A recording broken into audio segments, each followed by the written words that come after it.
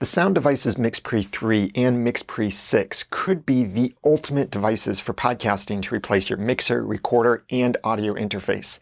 Here's my review.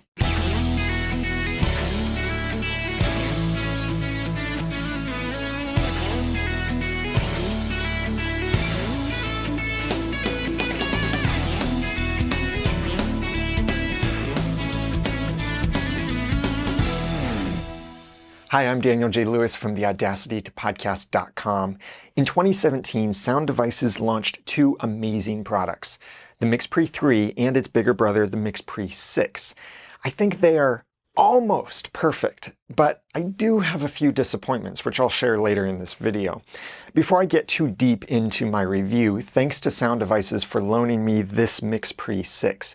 I didn't pay for this, but I also don't get to keep it. However, I like the MixPre-6 so much that if my disappointments were resolved, which is a real possibility, I would immediately go and buy my own MixPre-6. The MixPre-3 and MixPre-6 are very similar with their core features. They both contain high-quality preamps, both record to multiple isolated tracks, both interface with computers and mobile devices as multi-track input and output audio interfaces, and both the MixPre-3 and MixPre-6 have great mixing capabilities. For the rest of this review, I'll focus on the MixPre-6.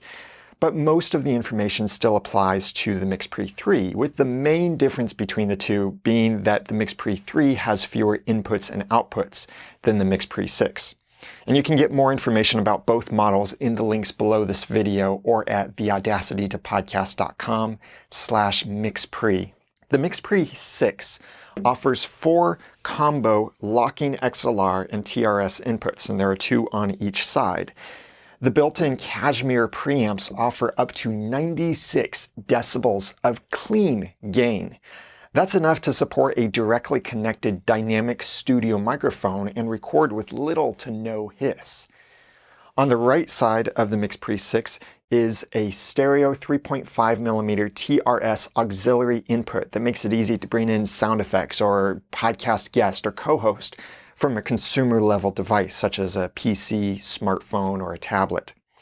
And then for outputs, the MixPre-6 offers a stereo headphone out with its own volume control, and on the left side, a 3.5mm stereo TRS line out with a really cool feature I'll tell you about in a bit.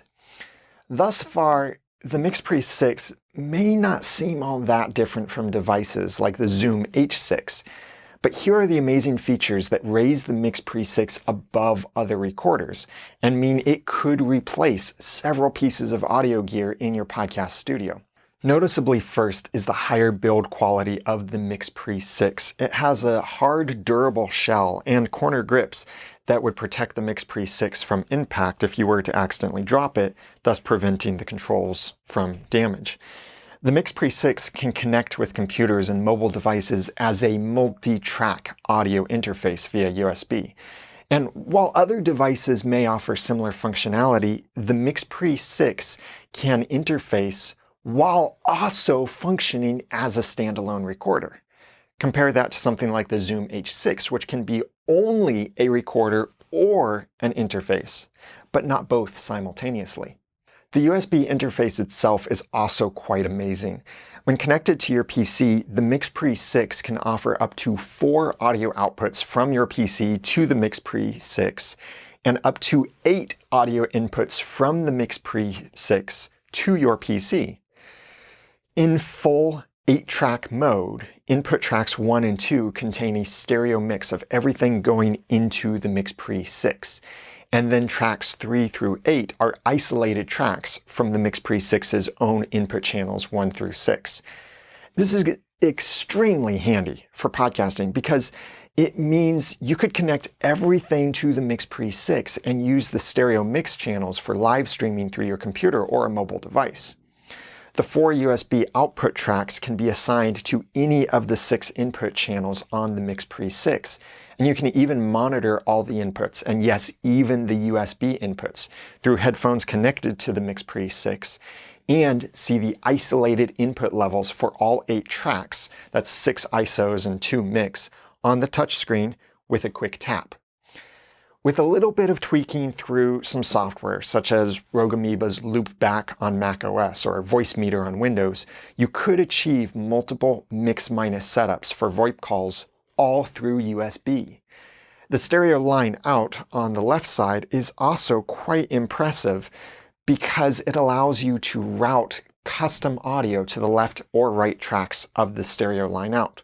For example, I could connect 4 XLR microphones to the MixPre-6 and an additional stereo auxiliary input, and then I can set the stereo line out to include only those 4 microphones, but omit the auxiliary input. And I can even mix the left and right tracks separately, such as putting microphones 1 and 2 on the left and microphones 3 and 4 on the right, if you would have the need to do such a thing. In other words, the stereo line out is similar to the customizable auxiliary outputs of a mixer. This provides enough versatility that you could probably completely replace a mixer with the MixPre-6. Another way the MixPre-6 stands out is in its analog limiter, which prevents audio peaks from clipping and distorting.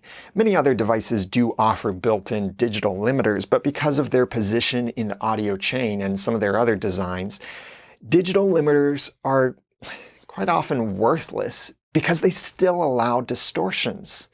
The MixPre-6's analog limiter, however, was so fast and distortion-free that I could set the gain way too high for recording, but still never clip and distort the audio. That's impressive.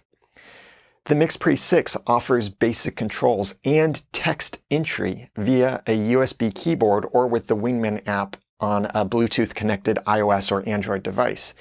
You can also use the app to monitor the track levels. The small touchscreen on the MixPre-6 is surprisingly easy to use for navigating and adjusting settings. And you can even switch the interface mode of the MixPre-6 between basic, advanced, or make your own mix of both in the custom mode. And for some of the feature selections where you have to pick from multiple things, instead of tapping on the screen, you can use the little wheel on the side, which is normally the headphone amplifier volume level. You can use that to quickly dial in to the precise number that you want.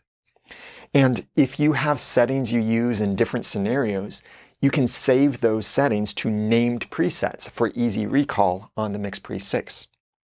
For powering the MixPre-6, you can use 4 AA batteries with the included adapter, or you can power it via USB through your computer, through a powered hub, through a portable battery pack, or an AC power adapter. Or you can purchase additional accessories to use Sony NP-style batteries or an adapter for 8 AAA batteries to give you even longer battery life. The MixPre-6 records all channels as a polywave file. That's a single wave file with more than 2 tracks, as you would normally see.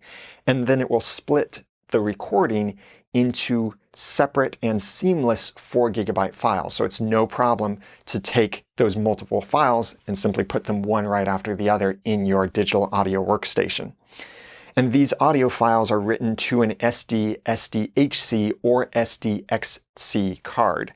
The position of the SD card slot, however, is behind the battery pack.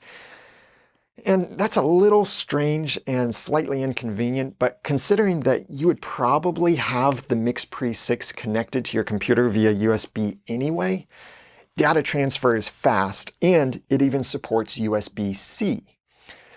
It's amazing that Sound Devices has packed so many high-quality features into such a small form. The MixPre-6 is portable, and it takes up such a tiny amount of space, whether you're using it on your desk in your podcasting studio or you want to take it with you so that you can have a portable podcasting studio. For videographers, the MixPre-6 also has the necessary screw holes on the top and bottom for mounting this between your camera and tripod, and it has HDMI input for HDMI timecode. And before I tell you what I don't like about the MixPre-6, you're probably wondering about the price.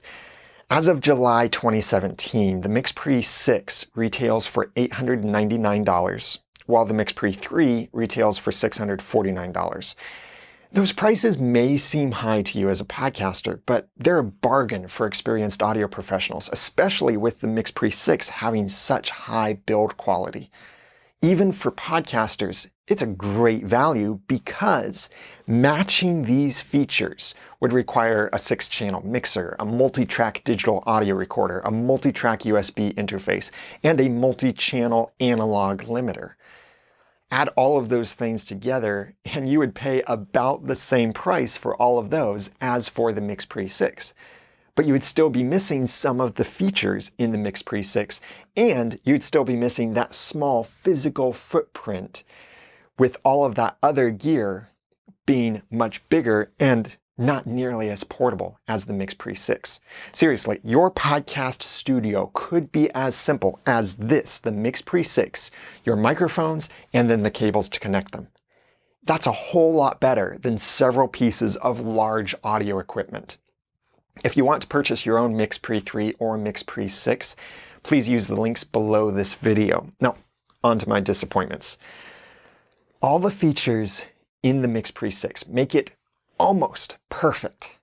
And I'm so close to buying my own to replace my mixer, limiter, recorder, and interface, but in my opinion, there are only 3 things lacking.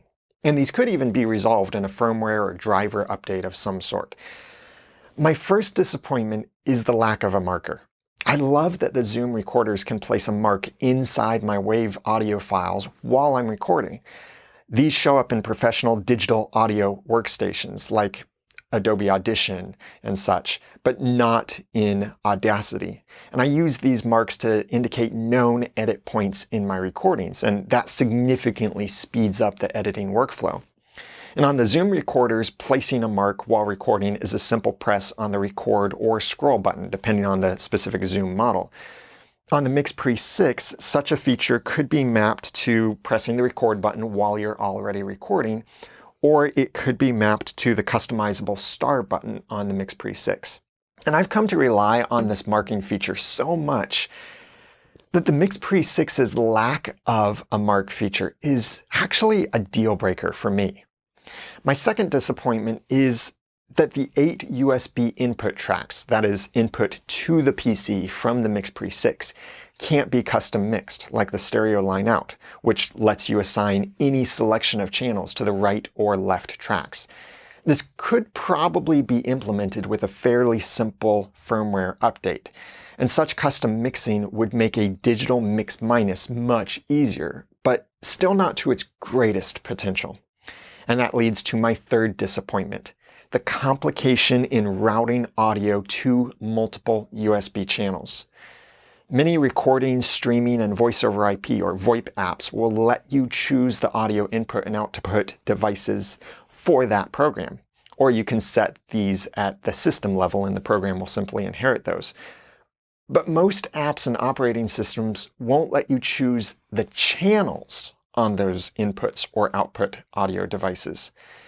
Digital audio workstations like Adobe Audition or Audacity will let you do that for recording, but voice apps like Skype or Hangouts won't let you set a specific channel as the input or output for that app.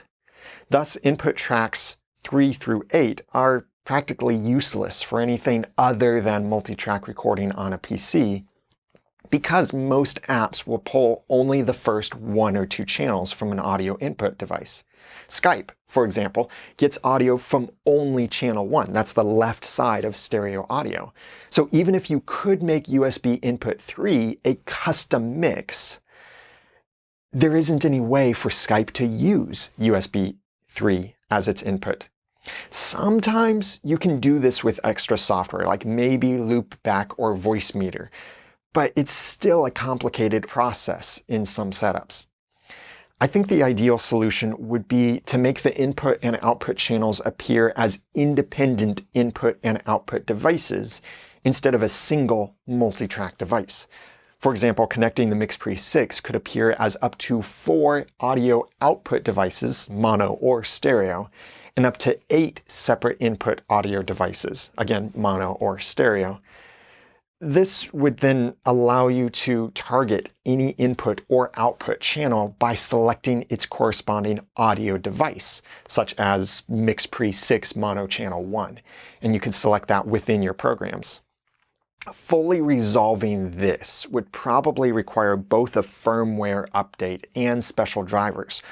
Or maybe it would be easier to make a MixPre companion app for Windows and macOS that would create virtual audio devices for custom routing from apps or to apps. For example, I could set USB outputs 1 and 2 to be combined as a stereo output device, while outputs 3 and 4 would be separate mono output devices. If all 3 of my disappointments could be resolved, as I think would be possible, and I hope Sound Devices will do, then I would consider the MixPre-6 to be the perfect modern mixing, recording, and interfacing device for podcasters. And if that happens, then shut up and take my money. Another potential annoyance is the position of the small power switch. Being next to the USB-C port, it can be a little difficult to reach that switch when a USB-C cable is connected to the MixPre-6. There's a lot more the MixPre-3 and MixPre-6 can do, and I recommend Curtis Judd's videos and the Sound Devices website for more details on and demonstration of the extra features.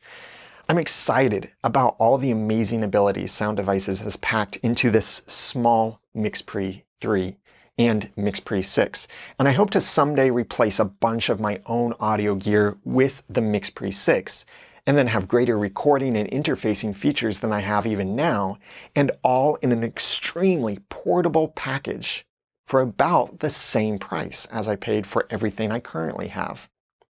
Visit the links below this video or at theaudacitytopodcast.com/MixPre for more information and to purchase your own MixPre-3 or MixPre-6. I'm Daniel J. Lewis from theaudacitytopodcast.com. Thanks for watching.